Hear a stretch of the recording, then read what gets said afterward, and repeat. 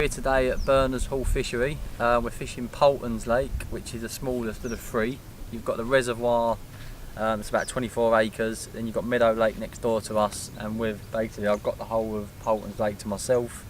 It's about an acre in size, and there's about 60 carp in here, up to just over 30 pounds. It's a baking hot day, and it's going to be a baking hot weekend, so it's going to be a tricky one, but we'll go through what my tactics are and how I'm going to fish it for the weekend, and hopefully we can nick a few bites. Right, what I've decided to use for this trip is my favourite bait, my favourite boilie, mainline hybrid 18mm. And what I've been doing is I'll put some hull in there, I'll crush them up, chop boilie, and I'll just put a mixture of that sort of boilie into the mix. As you can see, I've just started chopping them up. I'm going to do a couple more now as we go along. What I tend to do is, this is only a 36-hour session, so it's quite a short session, and I never really like to put too much bait into the mix. I always like to start off lightly, and if I'm catching loads of fish, then I will put more bait in. I always feel like starting with a small bait application is always the way. The carp seem to find your hook bait a lot quicker. What I'll do is I'll fish the mainline hybrid wafters over the top of that.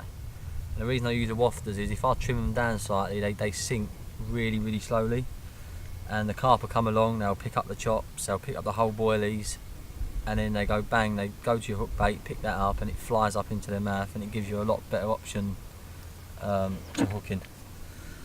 So what I'll do is I've just finished off chopping this up for one of my rods, and then I'll add in the Cool the Goo sherbet flavour, which is a new one they do, and I'll just do a little dash of that into the mix.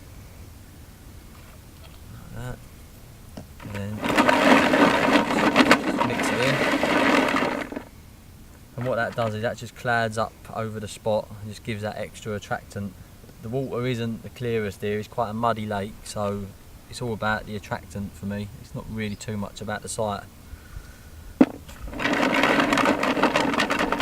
Right, the bait that I've been using and mixing up here and putting together for the session, you'll see clips of that afterwards, and where it comes from and the manufacturers.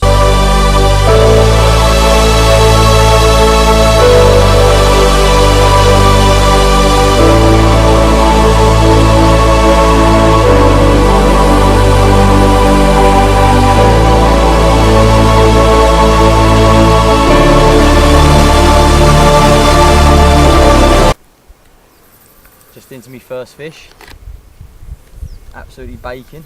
I think it's about 12:30 now, so I'm surprised considering how hot it is. And now I've got a fish going over to me floater rod, which is worrying. Actually set a tray, you might have to, there's a carp going right over where my floater is.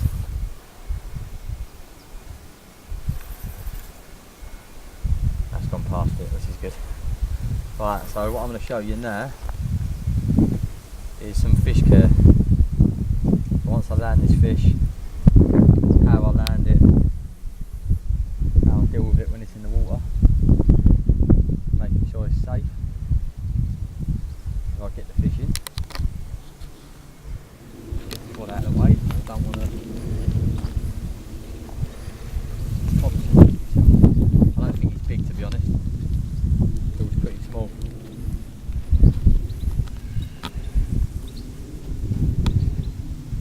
Very small. It's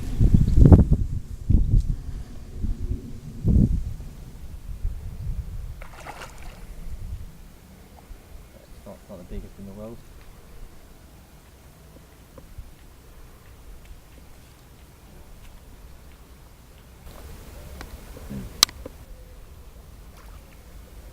That rod was fished about 3 or 4 feet off the back bank, probably in about 3 or 4 foot of water. I know they're right up in the margins today because of the weather, so it's definitely paid off putting a rod there.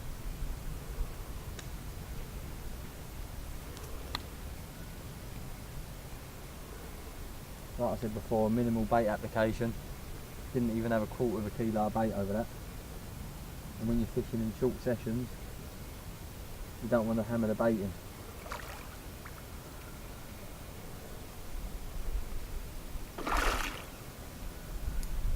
Take your time. Don't want to be yanking the fish out of the lake. Fish ain't ready to come yet.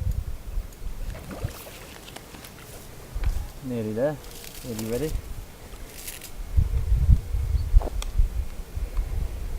That fish in, guys. Looks decent. I don't think it's the biggest fish in the lake. What we do here, just break the net down, hold back. Let's just make sure the line's not wrapping around the fins of the fish. It isn't. Just roll this net up slightly. Slide that over the sling. It's only quite shallow here, the whole way around the lake, so it's a bit of a pain. Tuck the net in. Ooh. Yeah, that's all good.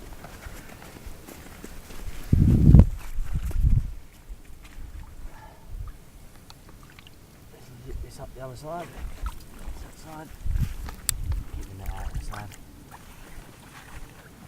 Right. Oh, mud. Right. This is always the fun bit. Get your rod up. Right.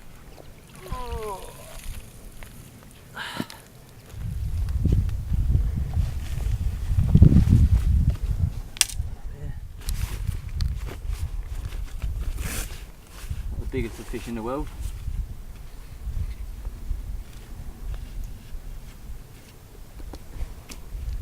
Line out without its mouth.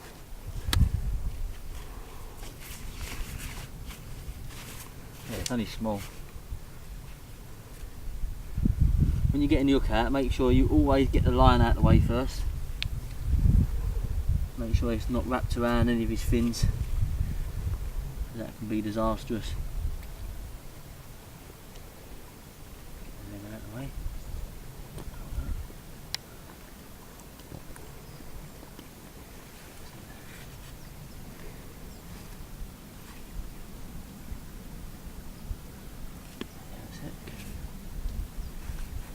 Normally you would drop the lead, but there's literally no snags in here, no weed or anything, so you can afford to keep hold of the lead. Out of the way. You transfer the fish from the net into the sling, which is always fun when you're doing it on your own. So I might get the cameraman to help. If you can slide that out of the way, that net, once I lift the fish up. Pull that out, chuck it on the floor. Cheers. That's it.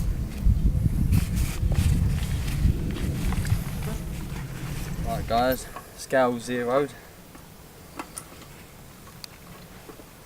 Weighing this fish. I'll show you if you come in a little bit.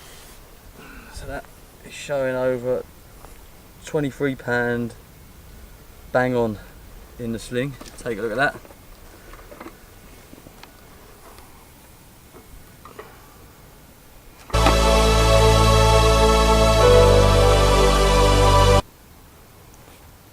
So that's 19 pound mirror carp, caught on the first day here. Rods have only been out sort of 4 or 5 hours, so I'm well happy with this. Lovely fish.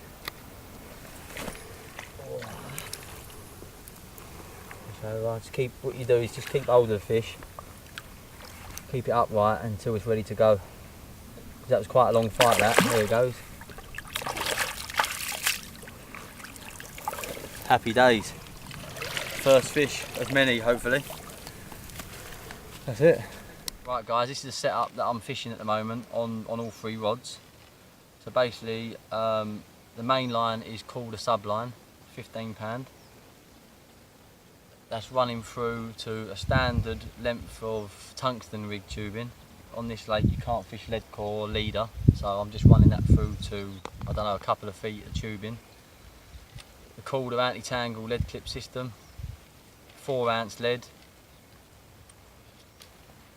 and this is the rig that I'm using. Simple as anything, no complications at all. Always catch fish on this rig, use this in France religiously, so I wouldn't overcomplicate anything. So what we've got here we've got an 18mm hybrid wafter, and that is held down by a size 6 wide gape hook, and that will literally just float around and waft around just off the bottom, leaving the hook bait really critically balanced. I've got about 6-inch, 5-inch length of rig, and that's done with 15-pound dark matter braid. Again, that's Calder braid. Calder anti-tangle tubing through to a size 8 Calder swivel as well. And that tubing there just stops you from getting a tangle on your cast. Even though I'm not actually casting at the moment, I'm running the bait around and dropping it off just on the spots. And that is basically what's doing the business. What I'm doing is, when I get the rod back out there, what I'm trying to do is I'm trying to pin the line to the bottom of the lake bed as much as I can, just to try and stop the fish from giving me liners and spooking off my line. So what I've done is, every sort of half hour I'm pulling more line out, and that's just the bobbins resetting, and that's allowing a nice loop in the water, which is the most stealthiest way that I would do it. Again, the reason why I'm using this Calder subline is because it just sinks to the lake bed really nicely. It doesn't float, it really pins to the lake bed. So that's the reason why I'm using that line.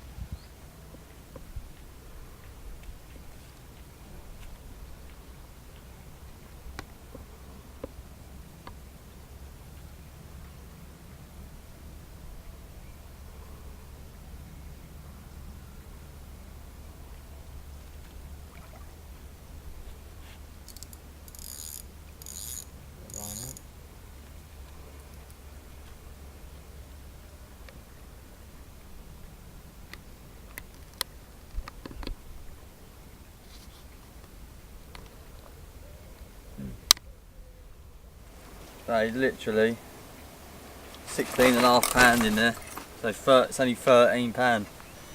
£13 common. Have a quick video with the just to show you what it looks like. Only little one, tiny. Happy days. Another bite.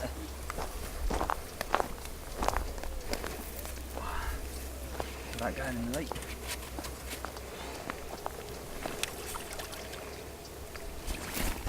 Yeah. Well, lovely.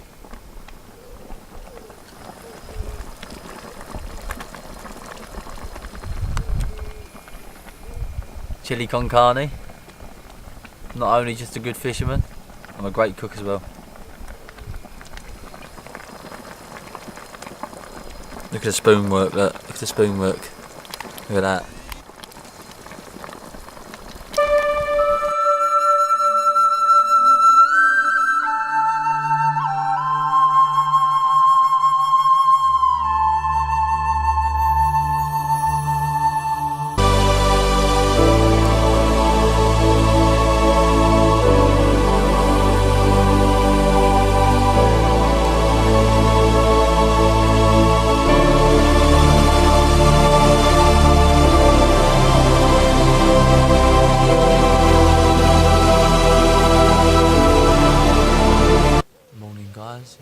It's 5:10 in the morning, Sunday morning.